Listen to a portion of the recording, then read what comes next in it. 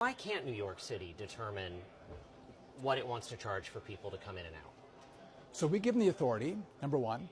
And so the American taxpayer, the New York taxpayer, funded those streets.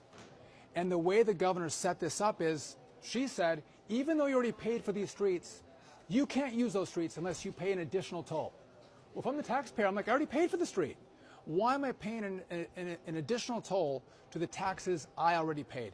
There's no free pathway into that cordoned area, right? So if you're a middle income or a lower income shopper or worker, you can't access public roads by any means into this area. That's flat out wrong. And we've never had a program like that where there's not a free public road to get in to a certain area, number one. Number two, she never did a study to say, I really care about congestion. I want to reduce congestion, so I'm going to look at how much money should I charge in a toll and how much will that reduce congestion. That analysis was never done. So instead of paying $9, could someone pay $5 and reduce congestion, or $3 to reduce congestion? She didn't do that. She set a pricing, and so maybe the question is, why did you set it at $9? What was the purpose of setting a $9 toll? If it's not for congestion, was it to raise money for public transportation? I don't know. But again, that's the analysis I think the taxpayer would expect.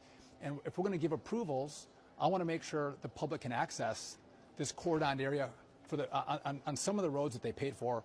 I want to make sure that if she's going to charge a fee, a toll, she's going to charge an amount that's going to actually reduce congestion, not just raise money for public transportation. So you could be open to a congestion pricing scheme, but you want different 100%. Listen, data.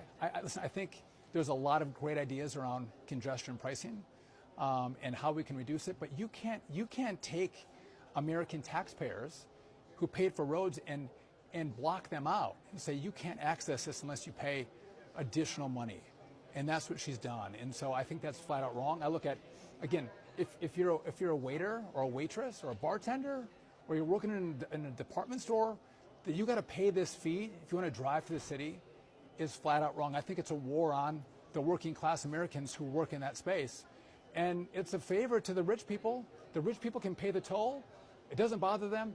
And they get the poor people and the middle income people off the roads so they can get in faster. It's flat out, I think, wildly unfair. And again, in government, when you pay for something, you shouldn't have to pay a second time so she can raise money for public transportation.